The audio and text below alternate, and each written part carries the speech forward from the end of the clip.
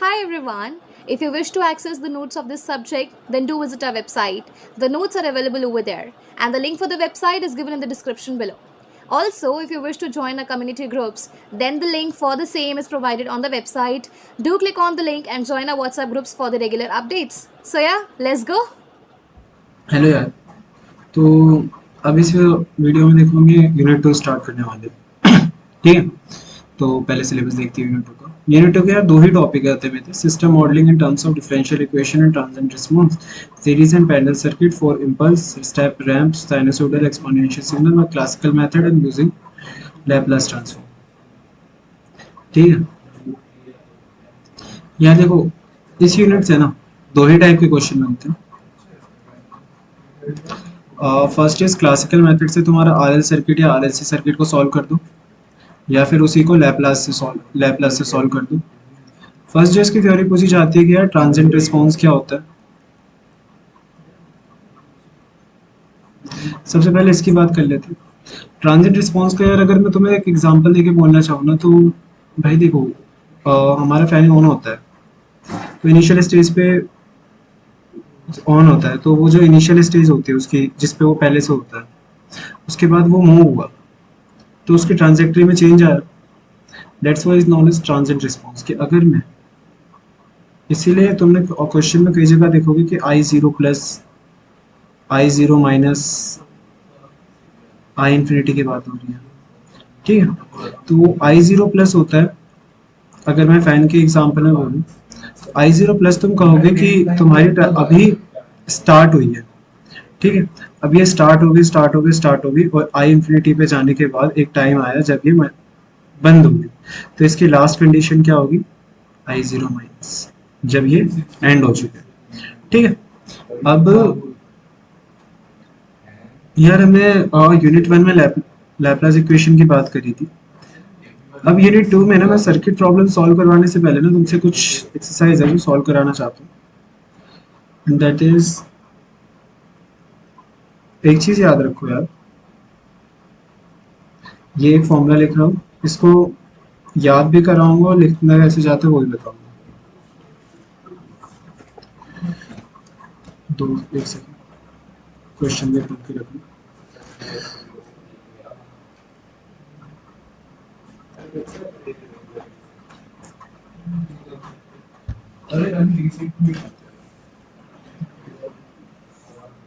देखो यार, तो सबसे पहले तो तुम्हें ये फॉर्मूला याद रखना जो मैं लिख रहा हूँ।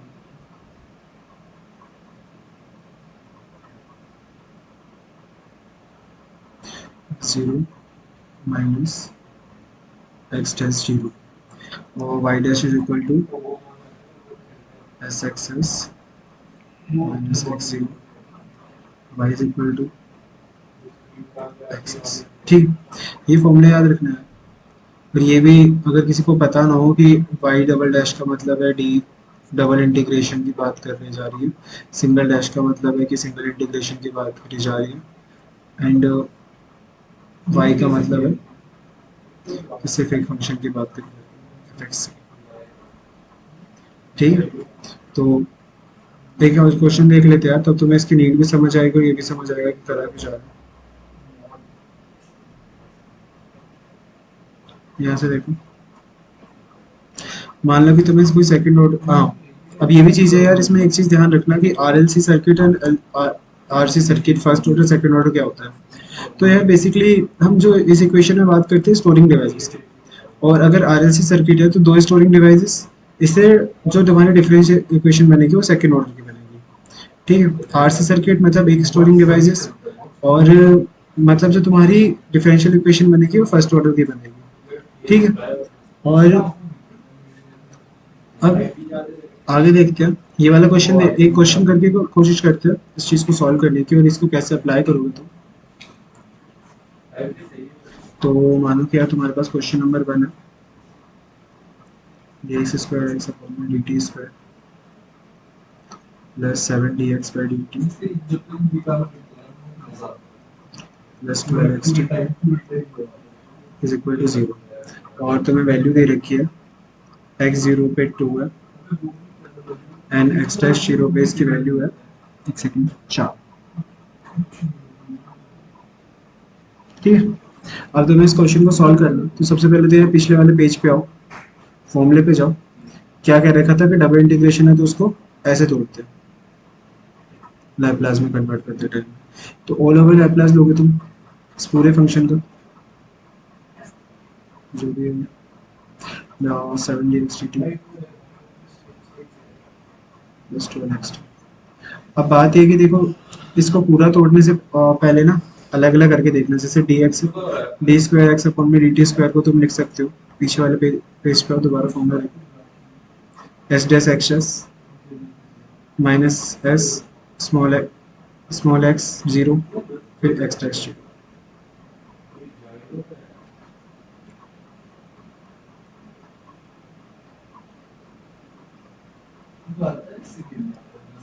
X minus x x zero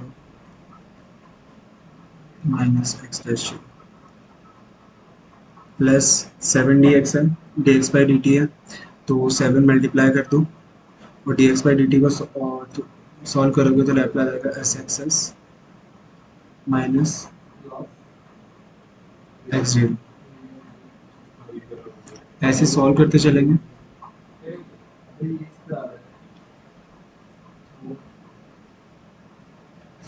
ऐसे सॉल्व करते करते तुम अगर 12x सॉल्व करोगे तो ये आ जाएगा तुम्हारा 12 एक्स। सारी क्वेश्चन प्लस करके एक साथ लिख दो,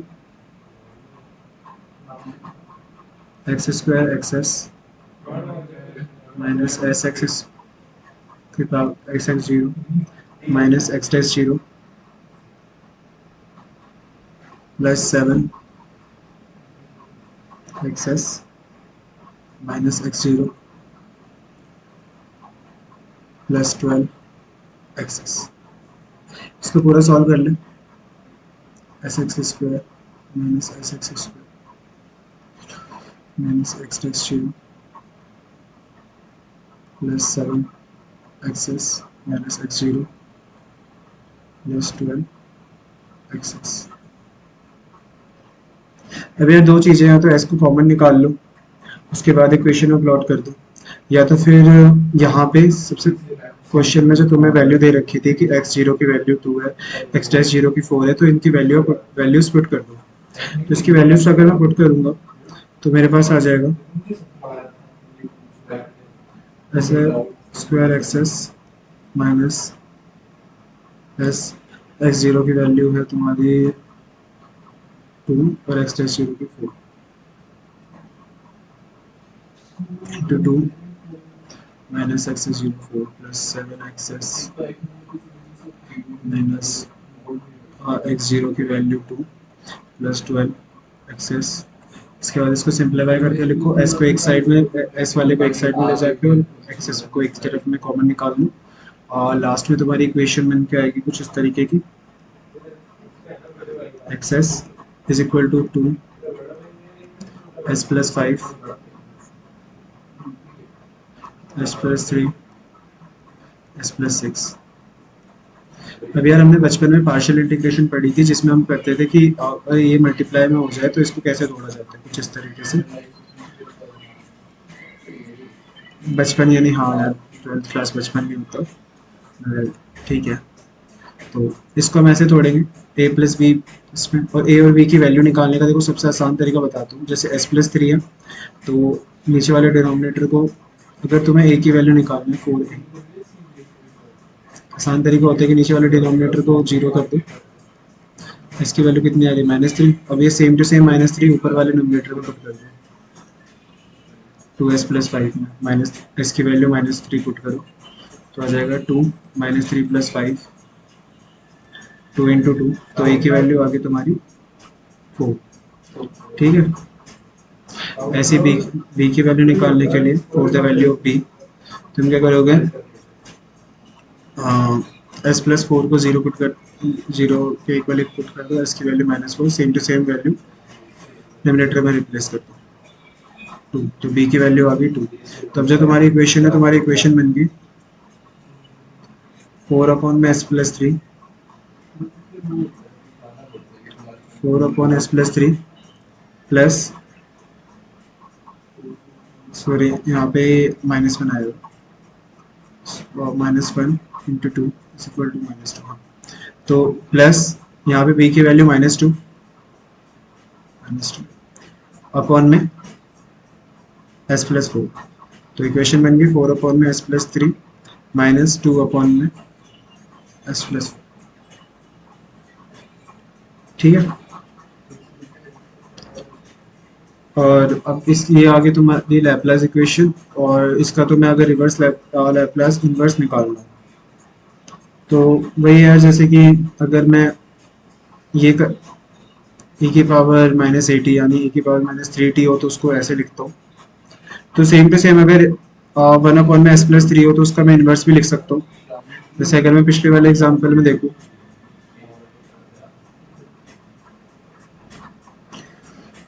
लैपलास करो,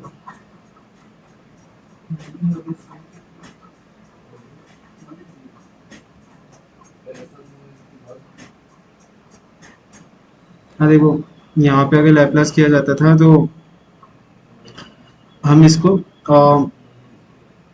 हाँ e की पावर एक्सपोनेंशियल की पावर -3t को हम लिखते थे 1 अपॉन में s प्लस 3। तो इसका मैं इन्वर्स भी कर सकता हूँ। तो अगर मैं पिछले न्यूमेरिकल में देखूँ तो 4 क्या आ रहा है आंसर, 4 अपॉन में s प्लस 3 -2 अपॉन में s प्लस 4। तो अगर इसका मैं लैपलास इन्वर्स करता हूँ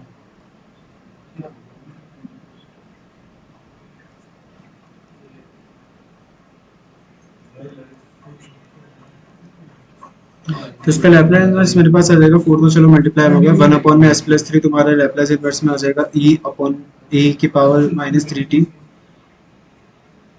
ठीक है, यूटी टाइम का फंक्शन दिखाना पड़ेगा। उसके बाद 2 मल्टीप्लाई में तो 2 इंटू एस प्लस 4 है तो एक्सपोनेंशियल की पावर -4t। बस हो गया लैपलास इन्वर्स। ये पूरा क्वेश्चन आपको 5 मार्क्स देके जाएगा अगर आए तो। इसके बाद आगे बढ़ते हैं। इसके बाद अब आपके क्वेश्चन आते हैं कुछ आरएलसी सर्किट वाले, कि आपको एक आरएलसी सर्किट दे देगा, फिर बोले जाएगा कि इस आरएलसी सर्किट का को सॉल्व करो, इसकी इक्वेशन निकालो, फिर लैपलास निकालो। तो कुछ एग्जाम में क्वेश्चन दिखाता हूँ आपको, कुछ इस टाइप के क्वेश्चंस कि आपको ऐसे क्वेश्चन दे दिए जाएंगे कि आरसी सर्किट सॉल्व करिए, आरएलसी सर्किट सॉल्व करिए,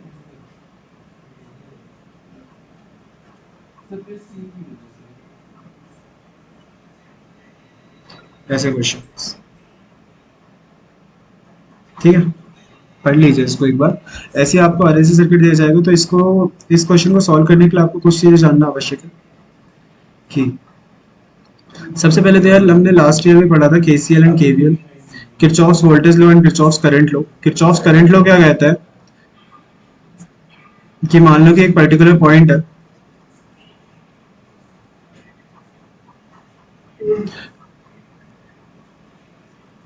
अब इसमें करंट जा रहा है I1 इनवर्ट्स I2, यहाँ पे I3 जा रहा है जो बाहर आ रहा है, I4 बाहर आ रहा है, I5 अंदर जा रहा है। तो अगर मैं इन सारे के सारे करंट को, outgoing current and incoming current को आपस में ऐड करता हूँ तो जो इनका टोटल आएगा ये हमेशा 0 है, क्योंकि जो हमारे किरचॉफ्स करंट लॉ कहता है वो कहता है कि inward current is equal to outwards current. ठीक है, तो इस वजह से अब जब मैं केसीएल लगाता हूँ तो सबकी पूरे सर्किट में कितना करंट फ्लो हो रहा है वो कैलकुलेट करूंगा, उसको इक्वेशन में डालूंगा, देन उसके बाद उसको इक्वल टू 0 कर दूंगा जब मैं केसीएल लगाता हूँ। केवीएल में क्या होता है कि मान लो मेरा कोई सर्किट है, इंडक्टर कैपेसिटर के साथ वोल्टेज सोर्स दे रखा है हमने, मान लो सपोज करो, तो अगर मैं इनके सबके वोल्टेज को कैलकुलेट करता हूँ और टोटल वोल्टेज को भी, तो ये बराबर होगा टोटल वोल्टेज के। तो इसीलिए अगर मैं इन पूरे सर्किट में लगे हुए वोल्टेज का अगर समेशन, अगर मैं ऐड कर सम ले लूँ तो वो आएगा इक्वल टू 0। यह ऐसे नहीं क्वेश्चन से समझ आएगा, तो कुछ क्वेश्चंस वगैरह लेते हैं, स्टैंडर्ड क्वेश्चन से प्रैक्टिस करते हैं।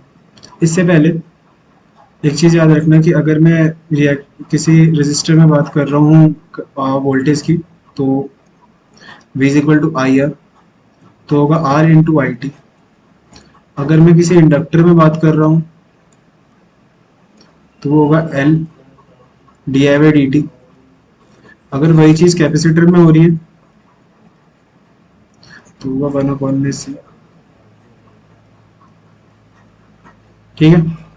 अब अगर मैं और इसकी लैपलास इक्वेशन लेता हूँ तो ये तो सेम टू सेम आ जाएगा, एक्सेस आ जाएगा कन्वर्ट होकर के। ये कन्वर्ट होगा तो भाई जो हमने देखा था X X s minus x zero. नीचे वाला अगर इंटीग्रेशन कन्वर्ट होता है लैपलास इक्वेशन में, एल मल्टीप्लाई में आएगा वो से यहाँ पे भी आर मल्टीप्लाई में। ठीक है।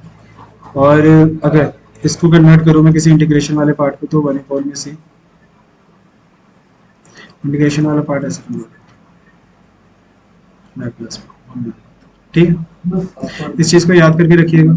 तीन चीजें याद रखने को बोली आपने आपको मैंने कि अगर यूटी है तो उसका लैपलास निकालेंगे तो 1/n में ऐसा आएगा, अगर आरटी है तो उसका लैपलास आएगा 1/n में ऐसे स्क्वायर। कुछ कोसाइन के फॉर्मूले याद रख लिएगा। उसके बाद फिर ये चीज याद रखिएगा कि अगर सेकंड ऑर्डर डिफरेंशियल इक्वेशन हो तो उसको चेंज करेगा तो क्या आएगा, फर्स्ट ऑर्डर चेंज करोगे तो क्या आएगा।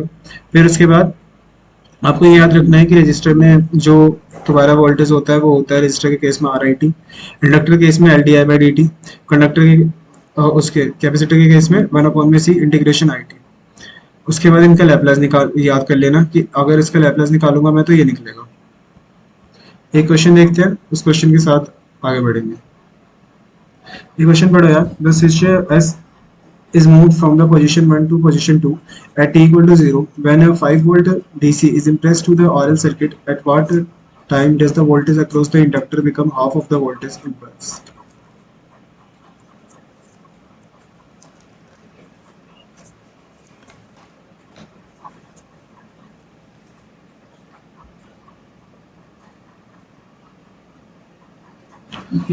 तो यार सबसे पहले तुम सर्किट बनाओगे।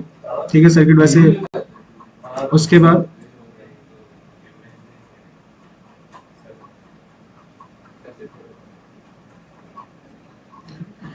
ये कह रहे हैं कि switch is moved from position 1 to position 2 at t equal to 0 when 5-volt DC is impulsed to RL circuit। ठीक है, तो स्विच मूव हो रहा है और t equal to 0 एक पोजीशन से दूसरी पोजीशन तक at t equal to 0, यानी इनिशियल स्टेज क्या है इसकी 0। अब इसके बाद सबसे पहले तो यार देखो सर्किट बनाओगे। स्विच का निशान वैसे ऐसे होता है, इनके बीच में गैप होता है। ठीक है,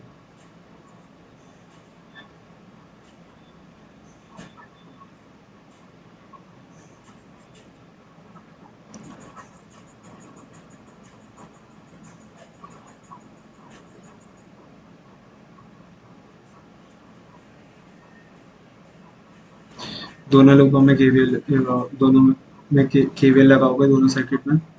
अगर नहीं हो तो इसको यार अलग कर लिया, दोनों को अलग अलग सॉल्व कर सकते हो और फिर बाद में ऐड कर देना आपस में। देखो 1 ओम रेजिस्टर है, 1 वोल्ट है इस वाले लूप में और t इक्वल टू 0 पे बात हो रही है। तो अगर मान लो कि t इक्वल टू 0 है, अगर स्विच इस पे है तो इस अगर t इक्वल टू 0 है मतलब स्विच ऑफ है। स्विच ऑफ है तो कैपेसिटर क्या होता है, वैसे भी जो तुम्हारा कैपेसिटर होता है वो तुम्हारा स्टोरिंग एलिमेंट होता है। तो t इक्वल टू 0 में वो रिएक्ट नहीं करता। तुमने कैपेसिटर का अगर तुमने देखा हो तो बचपन में वैसी चीजें देखी होगी कि कैपेसिटर यहाँ पे चार्ज स्टोर करता रहता है और जिस टाइम पे ये होता है कि एक सैचुरेशन पॉइंट हो जाता है, चार्ज स्टोर करता रहता है और इंटर कम्युनिकेशन करवाता है इन दोनों प्लेट के आपस में। और एक टाइम होता है जिसके बाद ये टूट जाता, मतलब रिएक्ट नहीं करता, इसके होने ना होने का कोई फर्क नहीं पड़ता। तो वो t इक्वल टू 0 पे हमारे इस वाली साइड में जो दिखेगी यहाँ पे जो इंडक्टर होगा as a short circuit behave करेगा। ठीक है, तो इससे हमें ये भी पता लगता है कि t इक्वल टू 0 पे जो तुम्हारा इंडक्टर होता है as a short circuit behave करता है और t इक्वल टू इन्फिनिटी पे ओपन सर्किट।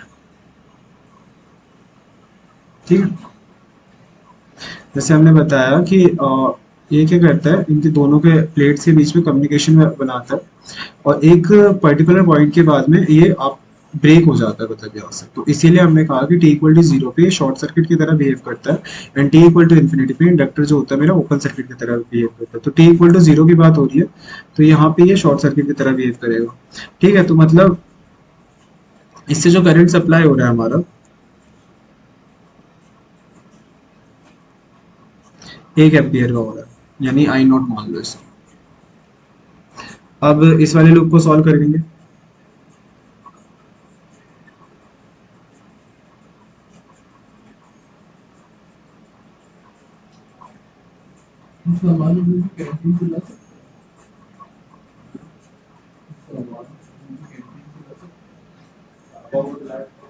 बनाओ मैनेज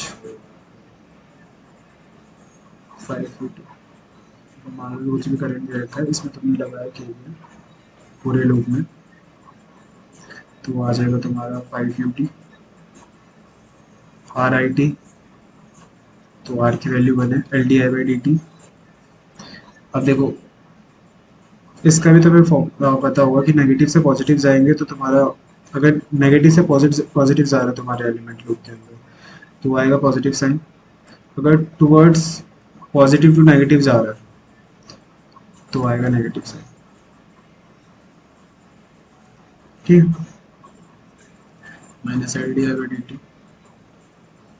इक्वल टू जीरो। इसको हम नेक्स्ट साइड में आगे सॉल्व करते हैं। तुम्हारा आ गया 5 u t minus 1 into i t minus 1 into d I by D t is equal to zero. इसका लैपलास दोगे तो यू टी का आ जाएगा 1/s minus I s i t का minus S I S minus i naught is equal to zero. इसके बाद इसको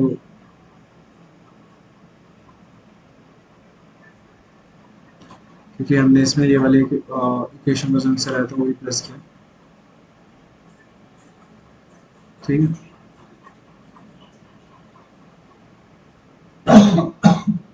इसके बाद जो तुम्हारा आंसर बनेगा वो बनेगा कुछ 5s minus I S minus S I S minus 1 equal to zero.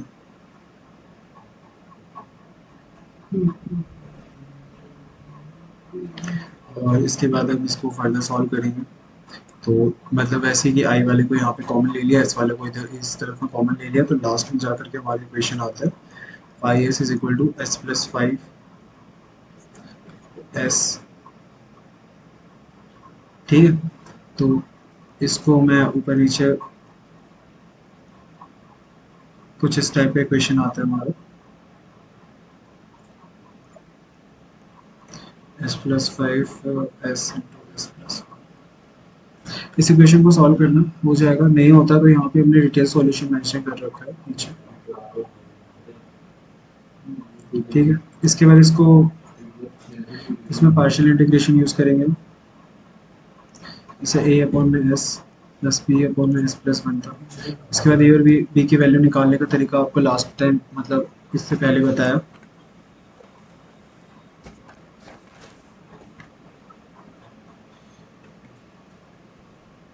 तो वैसे ही इसको सॉल्व करा जाएगा।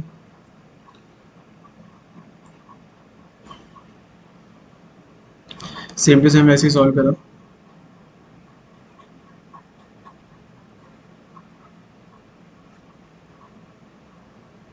अब शायद थोड़े थोड़े पल्ले पड़ी होगी बात कि क्या बोलना चाह रहे हैं। बहुत से क्वेश्चन और सारे सारे के सारे क्वेश्चन एक तरीके से के हैं। एक ही टाइप का सवाल आता है इसमें से कि लैपलास से इक्वेशन सॉल्व करते हो या फिर आप उसका क्लासिकल मेथड का यूज करते हो। ठीक है, तो एक चीज याद रखनी यार कि हाँ केवीएल ही लग रहा है हर एक सर्किट में मेजरली। कुछ कुछ सर्किट होते हैं जिसमें तुम्हारा केसीएल लग जाता है, जैसे आरसी सर्किट हो गया, कुछ स्पेशल केसेस। बाकी आपको एक ही तरीके से सारे क्वेश्चन होंगे, सारे क्वेश्चन आपको दे रखे हैं। एक क्वेश्चन हम क्लासिकल मेथड से देख लेते हैं। ठीक है, और क्लासिकल मेथड से क्लियर हो जाओ क्वेश्चन की बात हो।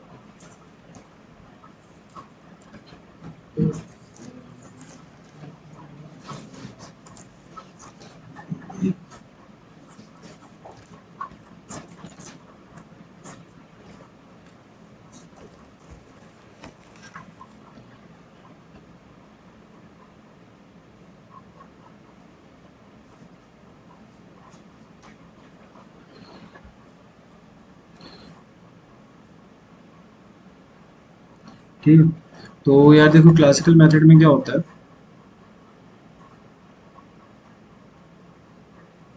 कि आपको कोई सर्किट दे रखा हो, यहाँ पे स्विच है, आपसे t इक्वल टू 0 पे पूछा गया, ये कोई रजिस्टर लगा दिया, इंडक्टर, कैपेसिटर,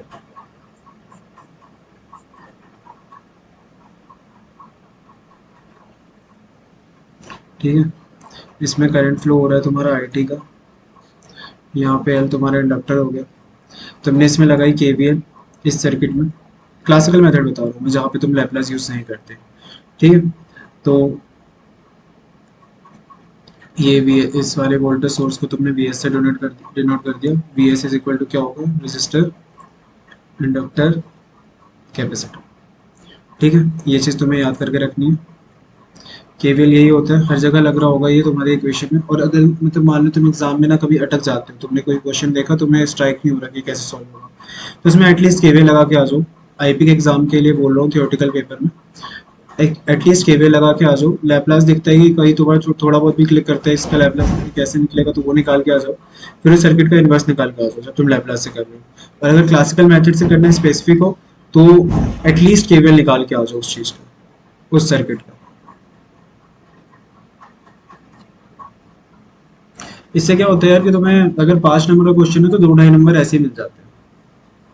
और केवीएल निकालोगे तो उसके बाद थोड़ी थोड़ी चीज़ें क्लियर होने लग जाती है। देखो वीएस को हम लिखेंगे वीएस, और रजिस्टर के वोल्टेज को आर आई टी, जैसा भी देखा था हमने, plus l into d I by D t कौन में, प्लस 1/में c integration i t d t. अब देखिए ये तो होगी तुम्हारी पहली इक्वेशन, ठीक है। इसके बाद जो दूसरी इक्वेशन के लिए तुम क्या करो, इसका एक बार डिफरेंशिएशन ले लो बोथ साइड, ठीक है। तो वीएस कांस्टेंट है, वीएस का तुम डिफरेंशिएट, और वीएस को जब डिफरेंशिएट करोगे तो आएगा 0। आर का, आर की वैल्यू दे रखी है, आर भी, आर बाहर आ जाएगा, आई टी का हो जाए, आई टी का हो जाएगा D I by D T, तो हो जाएगा R D I by D T plus L D square I upon में डी टी स्क्वायर, और इंटीग्रेशन से डिफरेंशिएशन कट जाएगा 1/में सी। ये होगी यार तुम्हारी सेकंड इक्वेशन। अब क्या करोगे, यहाँ देखो क्वेश्चन में आर और एल की वैल्यूज दे रखी होंगी कई बार। वैल्यू ले लो सपोज आर की 6, इंडक्टर हो गया तुम्हारा 2 का, कैपेसिटर हो गया तुम्हारा 4,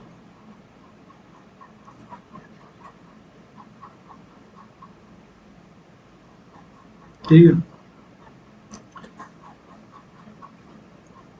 तुम क्या करना है, आर और एल की वैल्यू निकाल, मतलब जैसे यहाँ तक तो हर इक्वेशन में सेम आएगा, हर क्वेश्चन में सेम आएगा, ये 2 स्टेप तो हर क्वेश्चन में सेम। फिर जो आर एल की और सी की वैल्यू दे रखी है उसको इक्वेशन में रख देना, ठीक है। फिर तुम्हारे पास 2 इक्वेशन बन के आ जाएंगी यार। सबसे पहले सेकंड इक्वेशन में पुट करो, तो आर की वैल्यू 6 थी, तो ये कुछ ऐसे हो जाएगा 6 D I by D T plus 2 into D square I upon में डी टी स्क्वायर।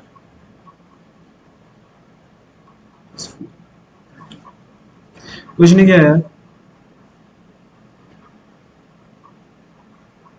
बस जो ये इक्वेशन थी, इस इक्वेशन में जो मेरी क्वेश्चन के अंदर वैल्यूज थी, मैंने उसको बस अप्लाई किया। जैसे आर की वैल्यू 6 थी तो 6 लिख दिया, इंडक्टर की वैल्यू 2 थी तो 2 लिख दिया, कैपेसिटर की वैल्यू 4 थी तो 4 लिख दिया, और उसके बाद दोनों को आपस में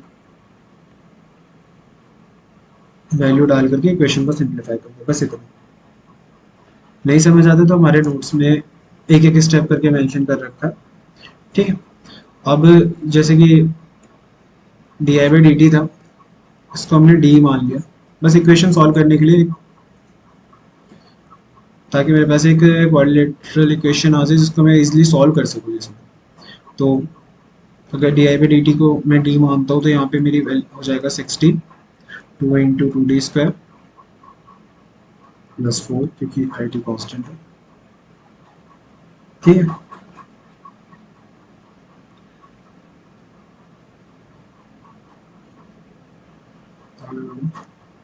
अब इस पॉलिनोमियल इक्वेशन, मतलब इस पॉलिनोमियल इक्वेशन को वैसे सॉल्व करना क्वाड्रिलेटरल वाले को, जैसे आपने देखा क्या है, b² - 4ac अपॉन में 2a। इससे हमें इसके दो रूट निकाल लेते हैं। तो मैं दो रूट निकालने हैं, दो रूट निकालोगे तो तुम्हारे पास इक्वेशंस के रूट आएंगे यार,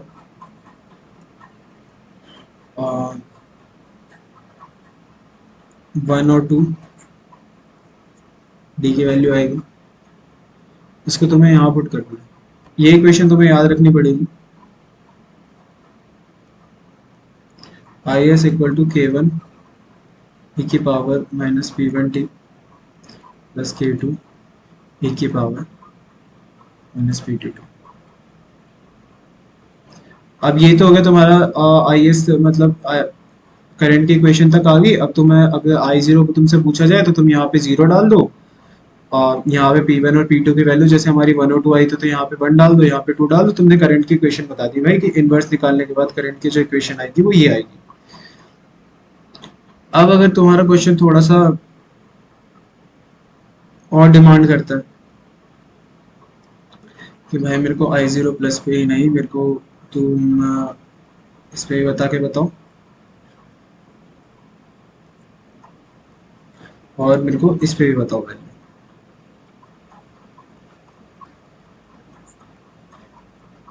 क्या करोगे यार? देखो दो इक्वेशन हमारे पास पहले से बन चुकी है, दोनों इक्वेशन बनाओगे, वैल्यू निकालते जाओगे।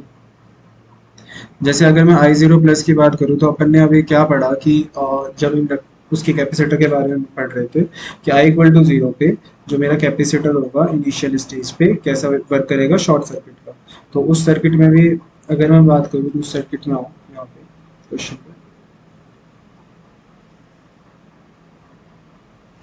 तो ये वाला जो पार्ट है ये शॉर्ट हो जाएगा तब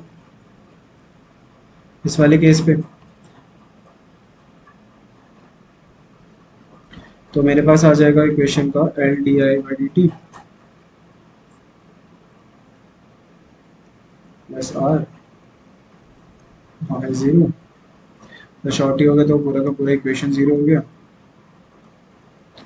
यस, आर आई जीरो की बात हो रही है जब आ, हमारा आई आई जीरो प्लस की बात होगी, तो इनिशियल स्टेज पे तो रजिस्टर भी शॉर्ट रहता है, तो ये भी पूरी इक्वेशन जीरो होगी। ये चीज़ याद रख लेना यार कि मतलब अगर मैं आई जीरो की बात करूँ तो मेरा कैपेसिटर जो है वो as a short circuit behave करेगा तो ये जीरो होगा। अगर आई इन्फिनिटी की बात करूँ तो मेरा कैपेसिटर है वो, आई इन्फिनिटी की बात करूँगा जो मेरा कैपेसिटर होगा वो ओपन सर्किट हो जाएगा, तो उधर लेना ही नहीं है मुझे, कंडीशन जीरो भी नहीं होगा, इन्फिनिटी पे चला जाता है। उसके बाद रजिस्टर भी जो इनिशियल स्टेज पे होगा वो as a short circuit behave कर रहा होगा। ठीक है, और अगर बाई चांस याद नहीं भी रहता है ना तो एक चीज़ याद रखना कि हमेशा ना जो मेरा कैपेसिटर और रजिस्टर होगा तो मैं शॉर्ट कर देना, क्योंकि अब तक मैंने जितने भी क्वेश्चन देखे एग्जाम्स में पी वाई क्यूज वगैरह में अक्सर इन्हीं पे आते हैं, तो मैं रजिस्टर और कैपेसिटर शॉर्ट करना होता है। कुछ एक आधा बार रेयर चांस हो गया जब तुमसे थोड़ा सा दिमाग वाले क्वेश्चन पूछ लिया, तो अगर तुमने शॉर्ट कर दोगे आ जाएगा l D i zero plus one में d t is equal to v S.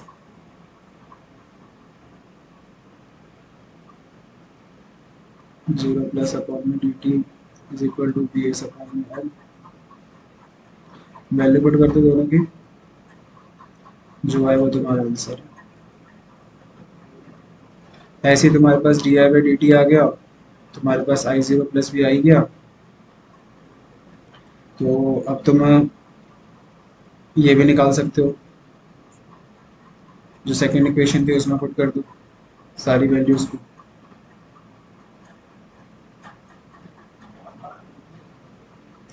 और डी स्क्वायर आई जीरो प्लस अपॉन में डी टी स्क्वायर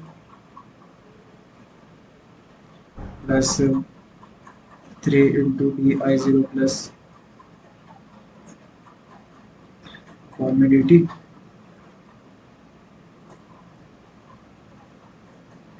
इंडक्टर की वैल्यू क्या थी, इसको करती है 2 थी, 2 है। ठीक है। अब क्या था कि इनिशियल स्टेज पे तो इसको शॉर्ट सर्किट की तरह बिहेव करना है, मतलब इन दोनों के बीच में देखना है अब हमें वैल्यूज किस पे डिपेंड करती है।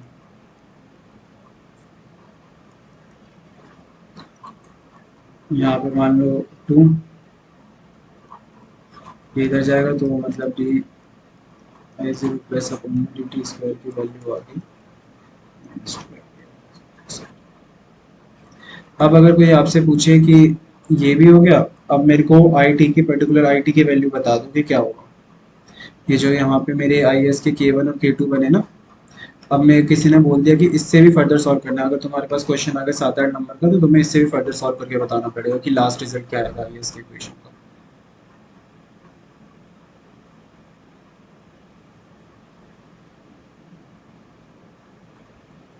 तो इसके लिए क्या करोगे, तुम्हारी पहली इक्वेशन थी जिसको याद करने के लिए बोला था आई टी, यहाँ पे आई टी होगा जहाँ पे मैंने आई एस लिखा था।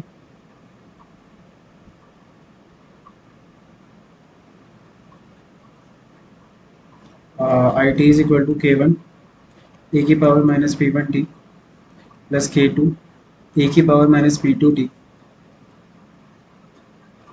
भाई देखो, इसको सॉल्व करने के लिए ना पुराना तरीका अपनाओ, इसका पूरे से एक बार डिफरेंशिएशन ले लो और D I by D T हो गया तुम्हारा।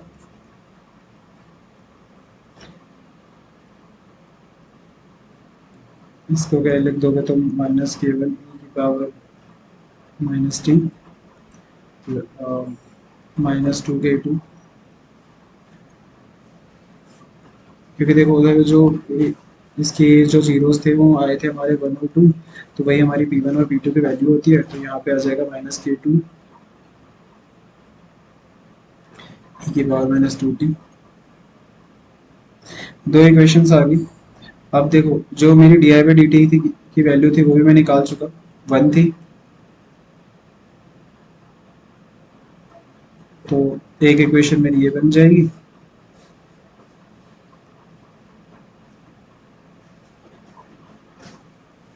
आई जीरो प्लस पे बात कर रहा हूँ मैं, तो मतलब टी तो जीरो ही होगा, टाइम जीरो है तो यहाँ पे भी जीरो और मेरा यहाँ पे भी जीरो।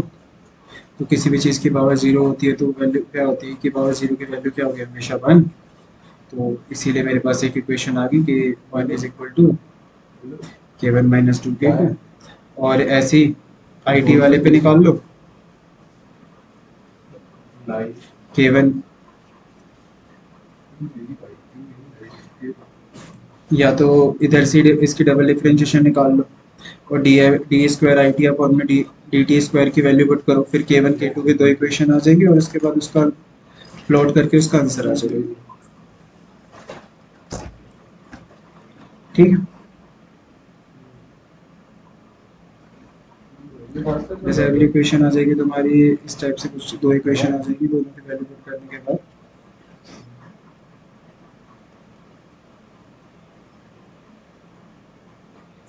और इसमें एलिमिनेशन मेथड या सब्स्टिट्यूशन जो तुम्हें लगाना हो वो मेथड लगा करके तुम K1 K2 और K1 की वैल्यू निकाल लोगे। कुछ इस टाइप K2 और K1 की वैल्यू आ जाएगी तुम्हारी 1 और -1। सिंपल करना है यार कि इन दोनों को प्लस किया, सॉरी माइनस करके, तो माइनस माइनस प्लस किया तो ये यहाँ पे हो गया, यहाँ पे इसको प्लस किया तो माइनस हो गया, माइनस K2 बच गया और यहाँ पे आ गया तुम्हारा -1, जो तुम्हारी K2 की एक वैल्यू आ जाएगी तुम्हारी 1। ठीक है, और जब यहाँ पे तुम 1 पुट करोगे K1 प्लस में 1 इज इक्वल टू 0, K1 की वैल्यू आ जाएगी तुम्हारी -1।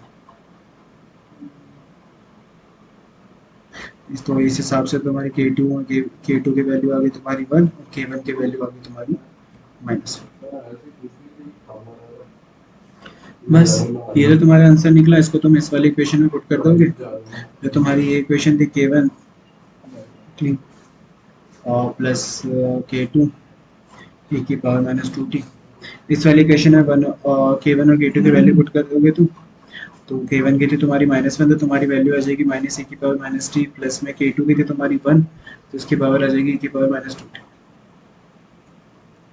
ये तुम्हारा फाइनल आंसर। अब यार एक बार और रिकॉल करते हैं, क्योंकि पहली बार में नहीं होता।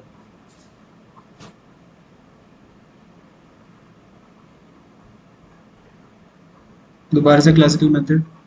तुम्हें एक सर्किट दिया हुआ और तुमने इस पूरे सर्किट में केवीएल लगाया। केवीएल लगाने के बाद तुम्हारे पास इक्वेशन आई कुछ ऐसे, ठीक है। अब तुम्हें इस सर्किट में सब कुछ बताना है।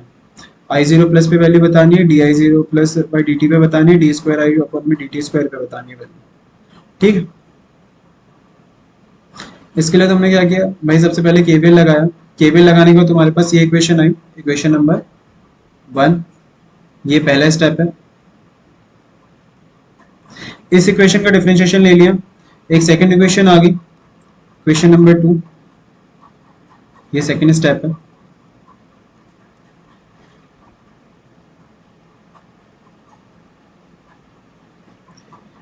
इसके बाद तुमने वैल्यू डाली, इसके बाद तुमने आर एल की जो भी तुम्हें क्वेश्चन में वैल्यू दी हुई होती है वो तुम इसमें डालो, इसमें पुट करोगे। इसमें पुट करने के बाद तुम इक्वेशन निकालोगे ऐसे, D I by D T को डी मान लो, ठीक है। फिर उस इक्वेशन का जीरोस निकालोगे। ये तुम्हारा है स्टेप नंबर 3।